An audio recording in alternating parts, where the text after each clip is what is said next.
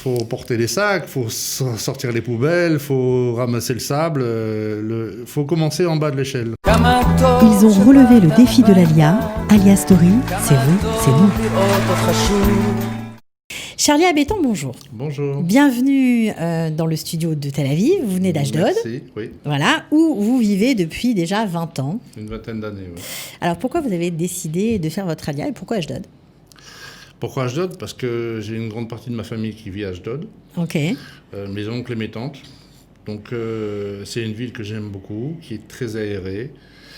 Et vous y aviez des attaches en fait. Il y avait des attaches familiaux, des attaches, des amis surtout, puisque j'ai fait une première alia en 84. Et le petit comité français que l'on était, on est resté à Ashdod.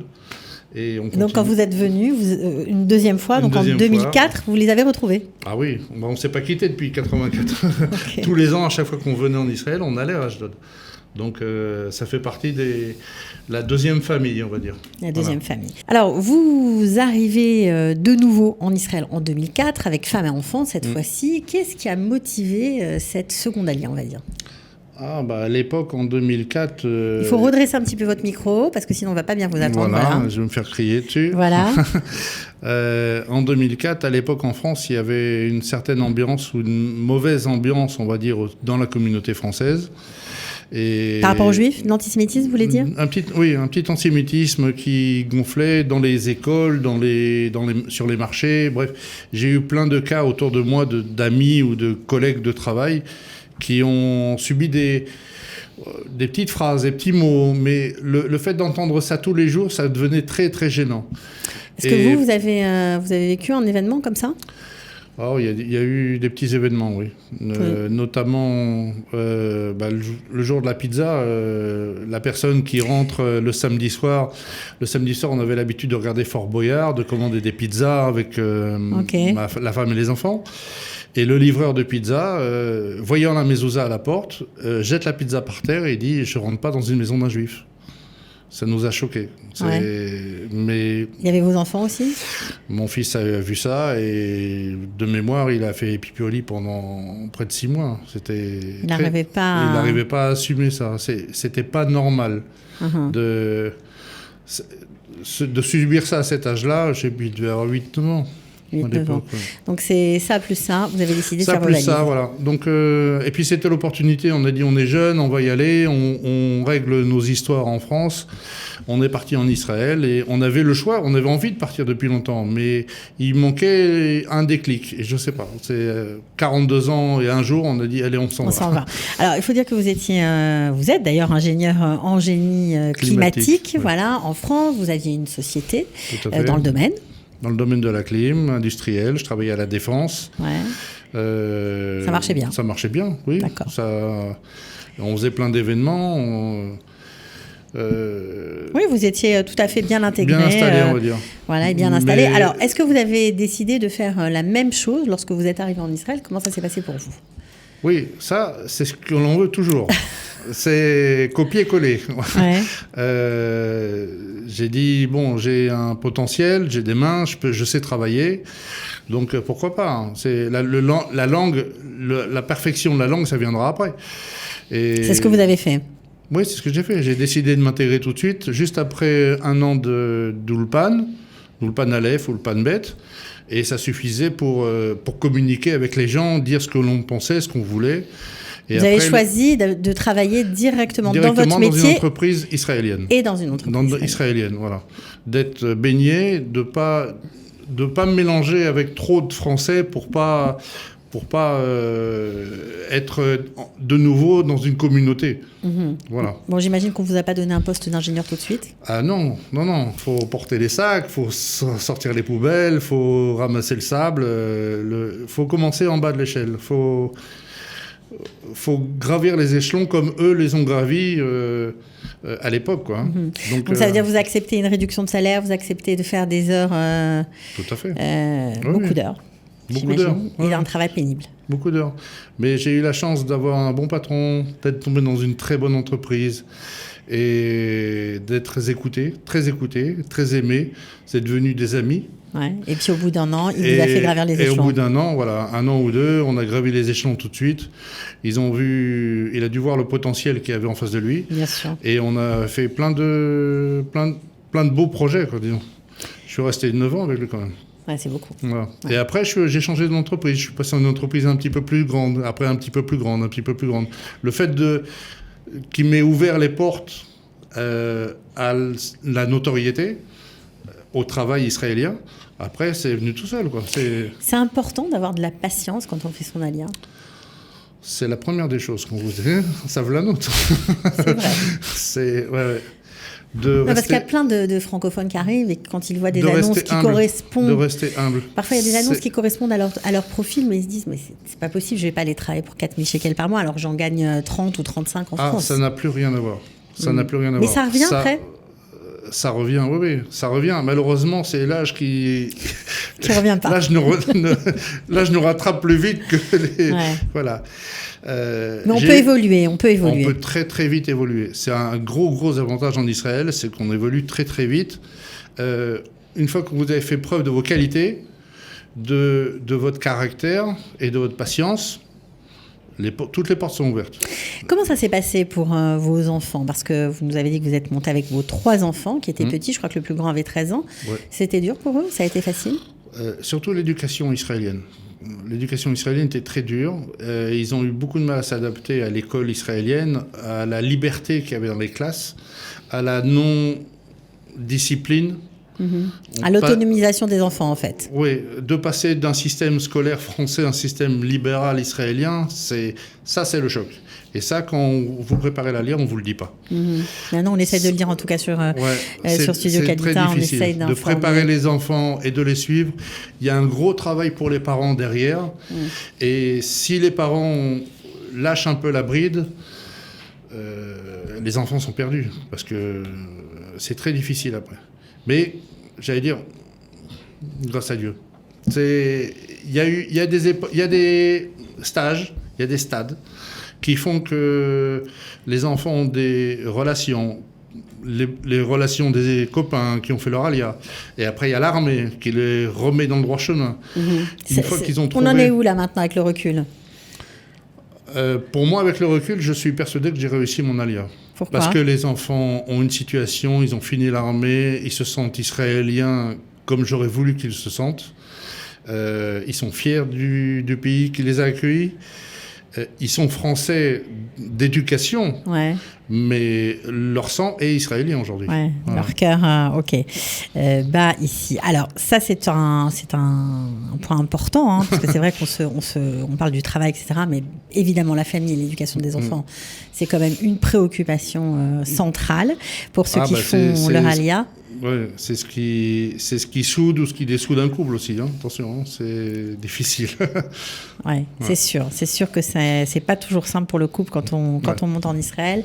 Parfois, ça fait des dégâts. Mais bref, vous continuez de travailler et puis malheureusement, un beau jour, vous avez eu un gros accident du travail. J'ai un petit accident de travail qui m'oblige à m'arrêter pendant un certain temps. Une hernie discale, une opération du genou, puis une opération du deuxième genou, qui fait que physiquement, c'est plus comme c'était avant. Donc vous ne pouvez plus travailler dans votre métier. C'est très dur. Je me suis fait virer même. Ah, vous êtes fait virer. Voilà. Donc on ne peut plus travailler comme avant, on n'a plus la même force physique et on se remet en question. Ouais. Donc, qu'est-ce que vous avez fait? Je suis revenu à ma passion première, c'est-à-dire l'éducation, la formation, et j'ai commencé à écrire des livres sur la formation professionnelle. Un livre technique. Qui s'appelle Manutech. Manutech, tout à fait. Okay. Que je vends sur Internet dans les écoles, les centres de formation en France, dans les pays francophones, on va dire, puisque il est sur Amazon, pour ne pas le citer. Aussi. Donc ça, c'était la première étape de votre reconstruction, on va dire. De reconstruction, tout à fait. Ouais. Mais c'est une longue étape parce que c'est très long à mettre en place. Il a fallu trouver les gens compétents pour mettre en place les idées que vous avez sur le papier. Et ça, c'est pas facile. Mais grâce à Dieu, il y a des gens avec beaucoup de talent en Israël. Donc vous l'avez fait, vous l'avez Israël. écrit ici en Israël, ouais. avec l'aide de collaboration. De collaborateurs, oui, d'un Michael. Okay. Il se reconnaîtra. Voilà, bon, on le salue. Et de là, de fil en aiguille, on va dire, ma deuxième passion a ressurgi, c'est l'écriture. Voilà. Et vous avez écrit un bouquin, tout simplement, voire plusieurs bouquins. Plusieurs bouquins, voilà. Alors je crois que vous en êtes au 5e. Je viens de finir le 5e. Voilà. Ça s'appelle comment ? Des romans. Le 5e, ouais. L'affaire Hadès. L'affaire Hadès. C'est que des romans policiers avec une intrigue. Des romans que vous éditez à compte d'auteur ? Oui. D'accord. Ok. Donc, mais on peut les trouver peut-être aussi sur Amazon ou... Amazon ne livre pas. Ne livre pas. Ici, c'est ça le problème. Maintenant, si ça commence, mais je ferai la distribution moi-même ici. Il n'y a pas de problème. Bon, bah alors on vous contacte sur votre page Facebook, voilà, et avec ça, vous pouvez. Mais mon but, c'est toujours de former ou de vendre un service. J'aime pas le mot vendre parce qu'une fois qu'on a mis en place une structure pour aider les gens, c'est plus de l'aide, de l'accompagnement. Les livres ? Vous parlez des livres là ? Non, je parle d'autres choses. Vous êtes parti ailleurs. Alors on va. Tu m'as dit qu'on n'a pas le temps. Vous avez été un peu vite. Bon, alors pour les livres, on aura compris, c'est des romans policiers, des histoires d'espionnage, d'amour, d'amitié. On voyage. Il y a toujours de l'amour dans les livres. Voilà, donc ça c'est sympathique aussi. Et puis ça c'était une petite partie, mais ça ne suffisait pas pour vivre. Et votre, on va dire, parcours personnel, vos déboires personnels vous ont amené à vous plonger, on va dire, dans tout ce qui est administratif, voilà. Puisque j'ai divorcé, il a fallu gérer le divorce en Israël et le faire valider en France. Ok. J'ai des amis qui ont divorcé aussi, qu'il a fallu vous les avez aidés, la même chose. Je les ai aidés pour faire valider leur divorce en France. J'ai des amis qui ont leurs parents, un des parents est décédé, il a fallu faire le dossier de reversion. De la retraite. De la retraite. Et fil en aiguille, on a commencé à faire un dossier de retraite, puis 2 dossiers de retraite, toujours des amis proches, de la famille. Et je me suis aperçu que c'est quelque chose que j'aimais, pas le côté administratif, parce que ça c'est barbant. Mais le côté aide aux gens. Mais le côté, aide aux gens, rendre service. Ouais. Je pense que à ce moment-là, j'ai levé un gros caillou en disant qu'il y a de la demande. Je connais mes possibilités, j'ai un savoir, donc je vais en faire profiter. Donc c'est ce que vous faites aujourd'hui. Aujourd'hui, 80% de mon temps, c'est que de la retraite. Vous vous occupez, voilà, on va dire, d'organiser les dossiers de retraite. D'organiser les dossiers de retraite du début jusqu'à la fin, jusqu'à que l'argent arrive sur le compte, c'est-à-dire d'ouvrir un compte retraite de la personne choisie, de contrôler et de sortir tout son plan de carrière, comme il a été inscrit sur le centre de la sécurité sociale. Alors c'est ça qu'il faut préciser, parce que évidemment, si on s'intéresse un petit peu à sa retraite, quand on monte sur le site de la sécurité sociale, on trouve tout gratuitement. Ça c'est gratuit, tout le monde peut rentrer. Ça c'est un service qu'on n'a pas le droit de vendre. D'accord. C'est interdit. Qu'est-ce qu'on trouve ? On trouve ses états de service. On trouve son dossier de retraite. D'accord. À part du première fiche de salaire jusqu'à la dernière fiche de salaire, jusqu'au moment où on a fait la LIA. Alors à quoi ça sert d'avoir affaire à un conseiller retraite ? Alors un conseiller de retraite, d'abord, moi je suis constamment à l'affût des dernières lois qui sont mises sur le net, au sein de la sécurité sociale. À quoi ça sert ? On est parti de France à 40 ans, 50 ans. On a interrompu notre carrière. La carrière a continué en Israël. Mais fiscalement et au niveau des cotisations de retraite, tout s'est arrêté en France. Si vous avez eu des enfants en Israël, ils ne sont pas comptabilisés sur votre retraite française.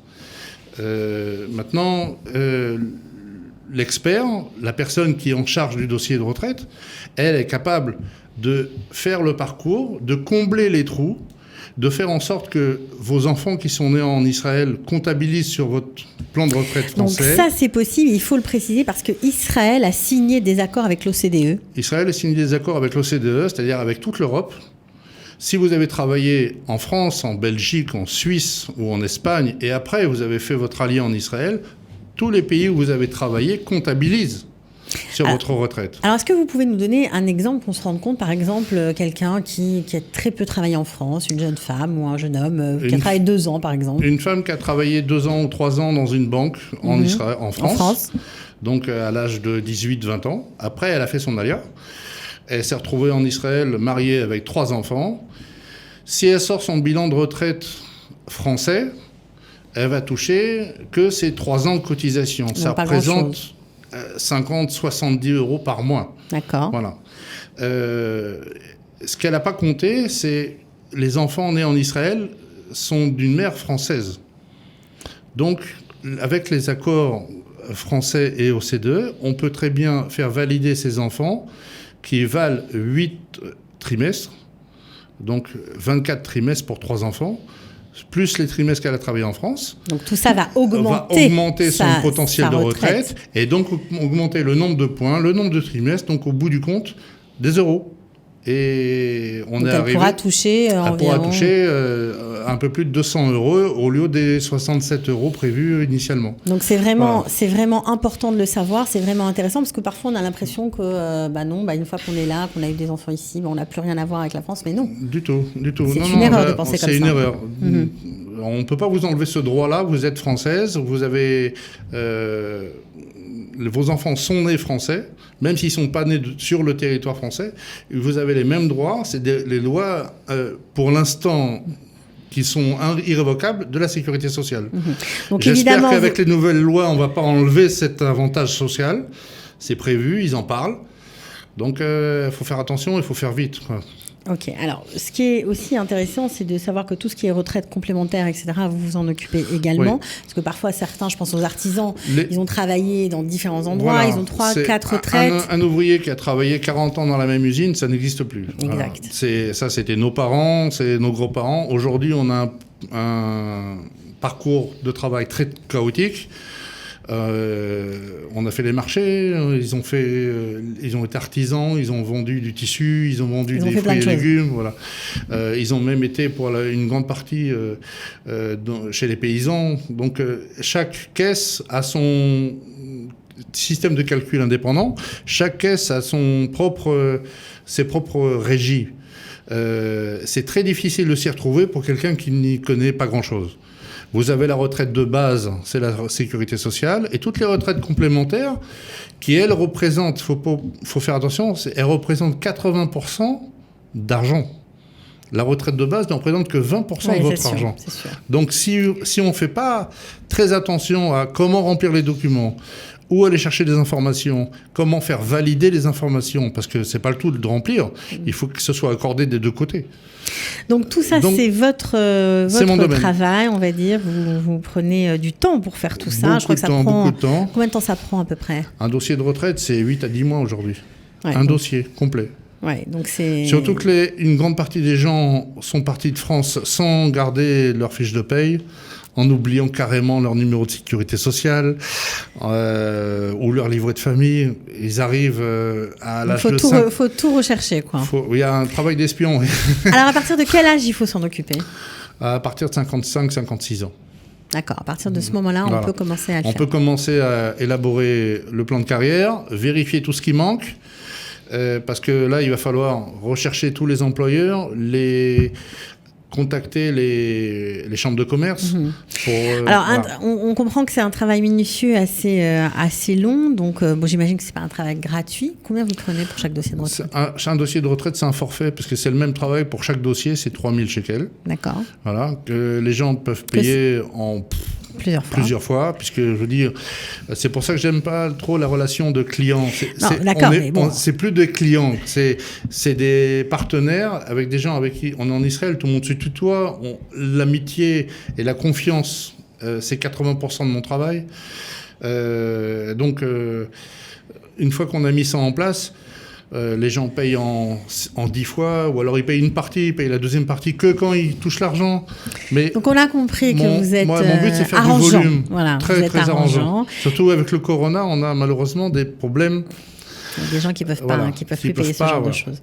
Alors vous essayez, on l'aura compris, d'optimiser le taux plein pour vos clients. Ouais. C'est ce que vous faites en fait. Voilà. Optimiser au maximum parce que la retraite, c'est le salaire qu'on va toucher toute sa vie. C'est ça. Et donc ça peut être avec quelques jolies, on va dire, recherches, quelques bonnes recherches, on peut évidemment maximiser le montant de sa retraite. Alors, de tout ce que vous avez fait, est-ce que vous regrettez aujourd'hui votre profession d'ingénieur ou pas du tout ? Ah, jamais de la vie. Non, vous êtes bien. J'ai jamais pensé revenir en arrière ou regretter... quoi que ce soit. Non, quoi que ce soit. Ni mon parcours, ni... C'est dur, je l'admets, mais c'est le goût d'Israël. On se sent vivant ? Ah oui, tous les jours. Baruch Hashem. Ouais, tous les jours, je dis merci. J'ai passé un pacte avec lui avant de venir en Israël. Et je tiens ma parole tous les jours. Donc, je suis très heureux. Bon, voilà. Bah écoutez, en tout cas, on a parlé de plein de choses avec vous, un parcours dense, riche, varié. Voilà, aujourd'hui, vous êtes... J'espère que ce ne sera pas fini. Non, vous allez encore faire plein de choses, c'est sûr. On peut lire vos livres, ou alors on peut s'adresser à vous, Charlie Abétan, pour sa retraite, voilà, merci. Au choix.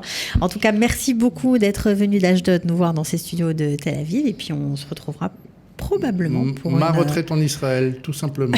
C'est le seul mot de la fin. Donc la retraite en Israël. Bon, ok, c'est dit. À bientôt. À bientôt. Ciao. Merci beaucoup. Ils ont relevé le défi de l'Alia. Alia Story, c'est vous, c'est nous.